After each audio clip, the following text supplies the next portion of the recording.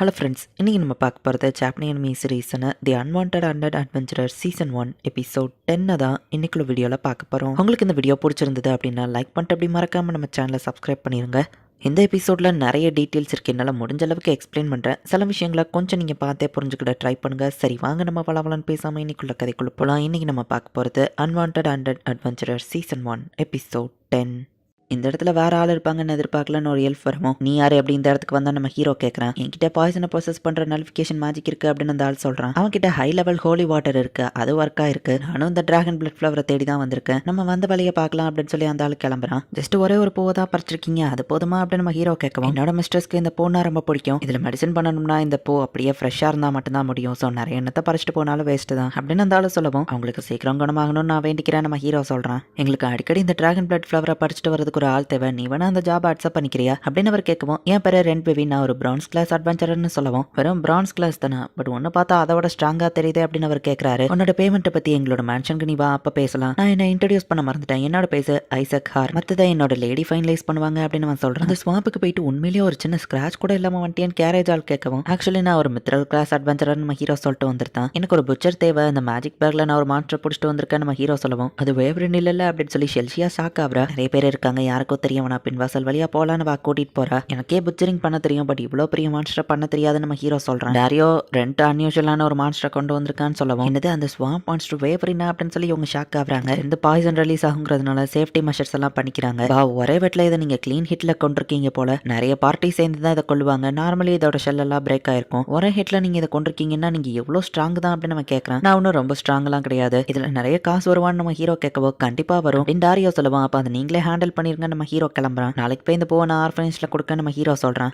நீ இப்போ ரொம்ப ஸ்ட்ராங்கா மாறிட்ட போலன்னு ஷெல்சியா கேட்கற. ஆமா, உண்மையிலேயே நான் இப்போ ஸ்ட்ராங்கா மாறிட்டேன், பட் அது நானே சொல்றதுக்கு எனக்கு ஒரு மாதிரி இருக்கு, உண்மையிலேயே இது நான் தானா? ஆனா அந்த ஐசக் அவன் பார்த்தா நார்மல் ஆள் மாதிரி தெரியல, மேபி அவன் சில்வர் இல்ல கோல்டு அட்வென்ச்சர் லெவலுக்கு ஸ்ட்ராங்கானவன், பட் நான் ஒரு 100ங்கிறதுனால உண்மையிலேயே நான் ஸ்ட்ராங்கா இருக்கேன்னு சொல்ல முடியுமா அப்படின்னு சொல்லி நம்ம ஹீரோ யோசிக்கிறான். இந்த பவர் இல்லாம ஒரு நார்மல் ஹியூமனா இருந்து என்னால இந்த அளவுக்கு ஸ்ட்ராங்கா இருக்க முடியுமா? 10 வருஷமா நான் எதுவும் பண்ணாம ஒரே இடத்துல தான் இருந்திருக்கேன், அதே ஹியூமன் மாதிரி நான் திரும்ப மாறினாலும் இப்போ என்னால மித்ரல் கிளாஸ் அடைய முடியுமா அப்படின்னு நம்ம ஹீரோ யோசிக்கிறான். கதவை திரும்பவும் நம்ம ஹீரோ உடச்சிட்டு ஸ்லைம் வச்சு ஒட்டி வச்சிருந்தான். இப்போ ஆலிஸ் அங்க வரா, அதுக்குள்ள போவ கொண்டு வந்துட்டீங்களான்னு ஷாக் ஆகுறா. ஸோ அந்த ட்ரீட்மெண்ட் கொடுக்குற டாக்டரும் வந்திருக்காரு. பாவ், இதை இப்பதான் நான் ஃபர்ஸ்ட் டைம் நேரில் பாக்குறேன்னு அவர் சொல்றாரு. இந்த பூ மட்டும் நிறைய இருந்துச்சுன்னா நிறைய பேரோட உயிரை காப்பாத்தலாம் தெரியுமா அப்படின்னு அவர் பேசிட்டு இருக்கவும், என்னோட பேரு ஓம்பர்டோன், பக்கத்துல இருக்கிற ஹீலர் இன்ட்ரடியூஸ் ஆகுறாரு, இதை வச்சு கண்டிப்பா ஹெட் மாஸ்டர் குணப்படுத்திடலாம் அப்படின்னு சொல்லி அந்த டாக்டர் சொல்லவும், உங்களுக்கு நிறைய பூ வேணுமா நம்ம ஹீரோ கேட்கவும், இல்லைன்னா கண்டிப்பா போய் சொல்ல மாட்டேன்னு சொல்லவும், நீங்க எனக்கு காசு தர தேவையில்ல, இதை வச்சு நிறைய பேர் உயிரை காப்பாத்துங்கன்னு எக்ஸ்ட்ராவா நிறைய பூவை நம்ம ஹீரோ கொடுக்குறேன், உங்களுக்கு எப்படி தேங்க்ஸ் சொல்றதுன்னு தெரியல, ஃபியூச்சர்ல கண்டிப்பா உங்களுக்கு ஹெல்ப் பண்ணுவோம் அப்படின்னு அந்த டாக்டர் சொல்றாங்க.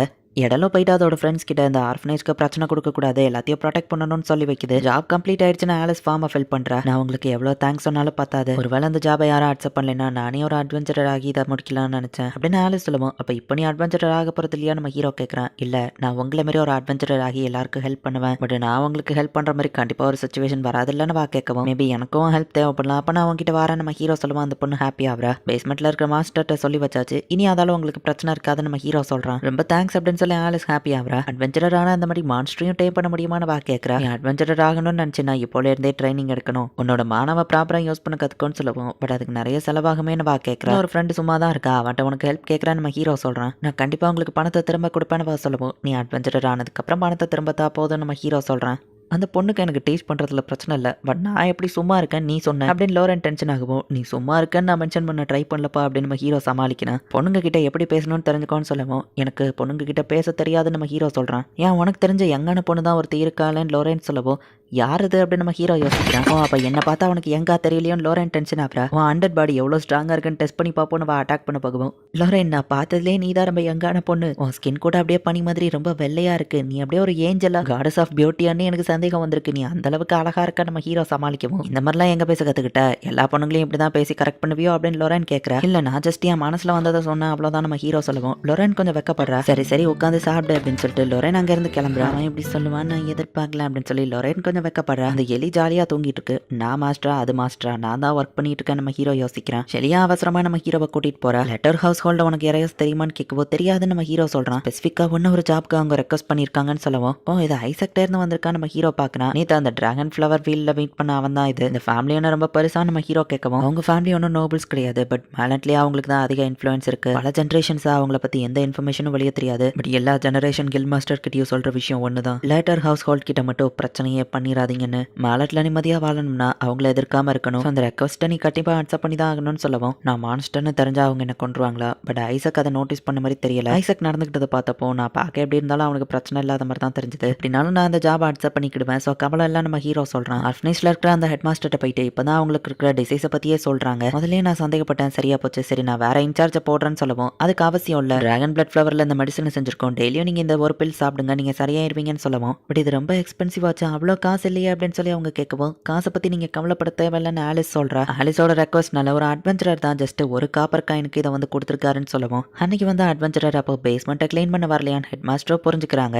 நம்ம ஹீரோவும் இப்போ அந்த லேட்டர் ஹவுஸ் ஹோல்டுக்கு போறான். ஐசக்கை மீட் பண்ண வந்திருக்க நம்ம ஹீரோ செக்யூரிட்டி கிட்ட சொல்லவும் தாராளமா உள்ள போங்கன்னு செக்யூரிட்டி சொல்றாரு. பட் அந்த இடமே பாக்குறதுக்கு ஒரு மேஸ் மாதிரி இருக்கு. அவங்க தானே என்ன வர சொல்லியிருக்காங்க, இந்த மேஸை தாண்டி போக முடியாதான் நம்ம ஹீரோ கேட்கவும் ஈவன் அவங்களுக்கு இதோட வழியை சொன்னாலும் பிரோஜனம் இல்லை, ஏன்னா இந்த மேஸ் அப்பப்போ மாறிக்கிட்டே இருக்கும், இதை ஸ்பெஷல் மேஜிக் ஐட்டம் வச்சு கிரியேட் பண்ணியிருக்காங்கன்னு செக்யூரிட்டி சொல்லுவோம். அப்படிலாம் ஒரு விஷயம் இருக்கா நம்ம ஹீரோ ஆச்சரியப்படுறான். லெட்டர் ஃபேமிலியோட ஹாபியை நிறைய மேஜிக் ஐட்டம்ஸை கலெக்ட் பண்றது தான். ஒருவேளை இந்த மேஸை தாண்டி நீங்க மேன்ஷனுக்குள்ள போயிட்டீங்கன்னா உங்களுக்கு ரிவார்டு கொடுப்பாங்க, அதுவும் அவங்க கலெக்ஷன்ல இருக்கிற ஒரு மேஜிக் ஐட்டம்னு சொல்லவும் இதை கிராஸ் பண்றதுக்கு எனக்கு ஏதாச்சும் அட்வைஸ் வச்சிருக்கீங்களா அப்படின்னு நம்ம ஹீரோ கேட்கவும் ஓ அட்வைஸா, சோரியன் உனக்கு கண்டிப்பா இதுல ஹெல்ப் பண்ணாது, இந்த ஹிண்ட் போதும்னு நினைக்கிறேன்னு செக்யூரிட்டி சொல்றாரு. சரி நம்ம ஹீரோவை இப்போ இந்த மேஸ்க்குள்ள போறான். இதை கம்ப்ளீட் பண்ண எனக்கு ஒரு மேஜிக் ஐட்டம் கிடைக்கும்னா கண்டிப்பா நான் இதை ட்ரை பண்ணணும்னு நம்ம ஹீரோ போறான். இவன் நம்ம ஹீரோ போட்டுருக்க இந்த மாஸ்க் கூட ஒரு மேஜிக் ஐட்டம் தான். நான் மித்திரல் கிளாஸ் அடையணும்னா இந்த மாதிரி நிறைய ஸ்பெஷல் எக்யூப்மெண்ட்ஸ் எனக்கு தேவைப்படும் அப்படின்னு சொல்லி நம்ம ஹீரோவை இப்போ ட்ரை பண்ண ஆரம்பிக்கிறான். பட் நம்ம ஹீரோ என்னதான் ட்ரை பண்ணாலும் அந்த இடத்த சுத்தி சுத்தி ஒரே இடத்துலயே தான் வந்துகிட்டு இருக்கான். லைவ் லொகேஷனை காமிக்கக்கூடிய அந்த ஸ்பெஷல் ஐட்டம் மேப் அதை எடுத்து நம்ம ஹீரோ செக் பண்ணி பார்க்குறான். அதுலேயும் இது ஒர்க் ஆக மாட்டேங்குது.